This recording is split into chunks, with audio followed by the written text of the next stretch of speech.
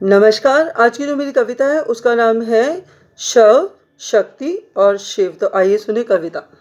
वो अचेष्ट निर्जीव सा जो स्वयं को देख कहती या कहता था, आज पड़ा यूं प्राण रहित जड़ सा शव पंचतत्व में विलीन।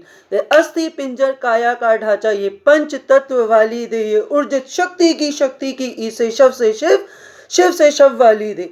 आता कौन जो निकल जाता पिंजर स्वयं पे घमंड करे, मैं मेरा घर मेरे बालक मेरी संपत्ति धन संपदा सब धूमिल जैसे कोई चलचित्र। धन तो तन है, फिर अहंकार कैसा।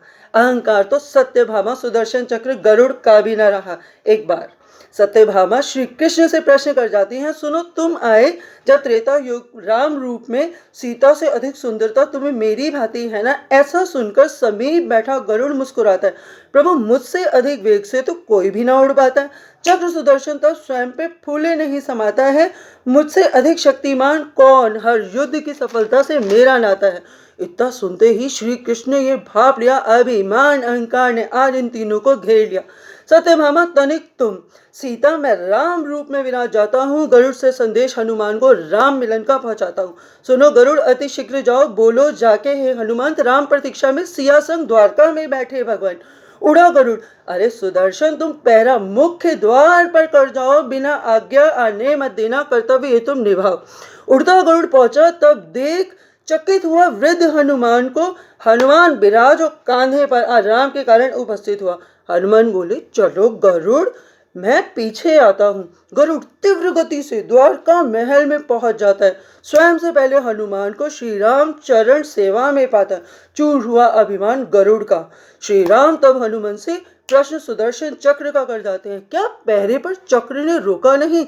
हनुमान मुख से चक्र सुदर्शन को धरा पर रख जाते हैं। राम मिलन में बाधा था चक्र। प्रणाम से अब क्षमा करे श्री राम, ये दासी कौन जो संग आपके विराजित, अहंकार नाश हुए तीनों के, तीनों स्वयं से लज्जित हैं। ये कथा थी अहंकार के नाश की।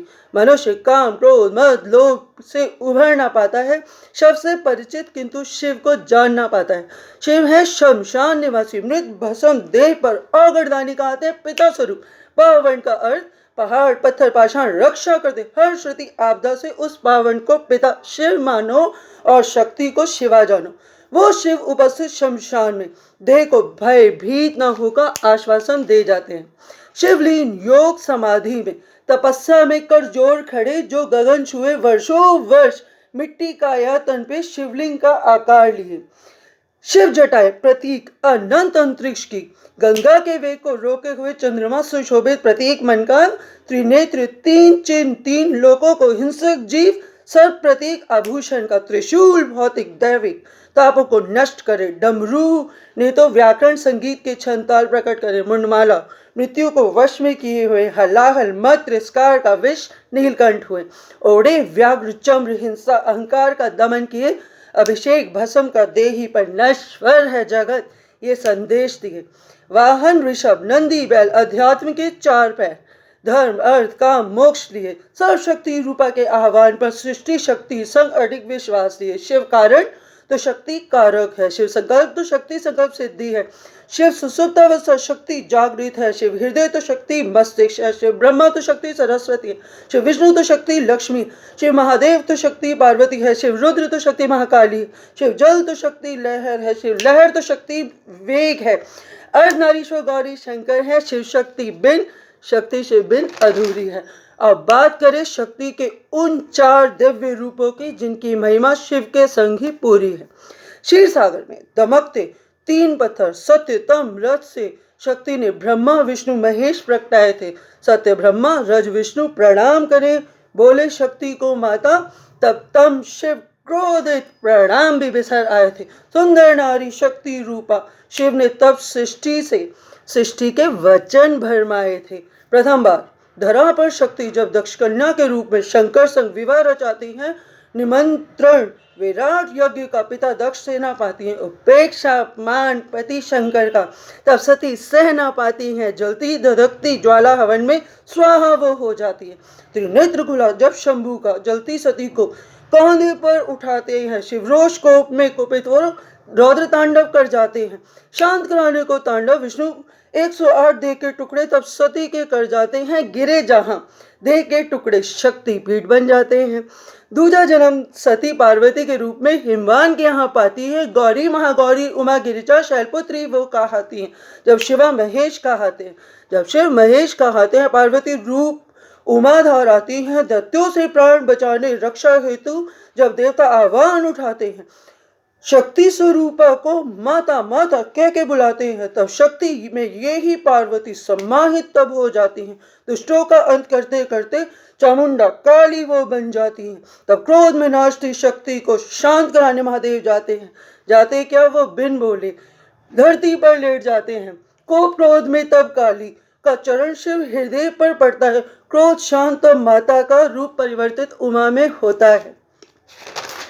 शिव शंकर है तब कंकर है, पाषाण माने जाते हैं। पाषाण के कई उदाहरण तो पुराणों से भी आते हैं। ऋषि गौतम जब पत्नी अहिल्या को श्राप से पाषाण बनाते हैं, परंतु शीघ्र प्रायश्चित भूल का त्रेता युग में द्वापर से पहले लाते हैं। चरण लगते ही श्री राम के पाषाण तब देवी अहिल्या में परिवर्तित हो जाता है। चले जाने पर क्रोधित वृंदा जब श्री विष्णु को श्राप दे जाती है, काले देह में परिवर्तित काया पाषाण शालिग्राम बन जाती है। बांके बिहारी की पाषाण मूर्ति भक्त हरिदास के अनुरोध पर प्रकट हो जाती है। पाषाण स्तंभ से तो नरसिंह प्रकट हो जाते हैं। भगवान शिव स्वयं प्रकट हुए जहां पृथ्वी पर उन 12 स्थानों पर ज्योतिर्लिंग प्रकट हो जाते हैं।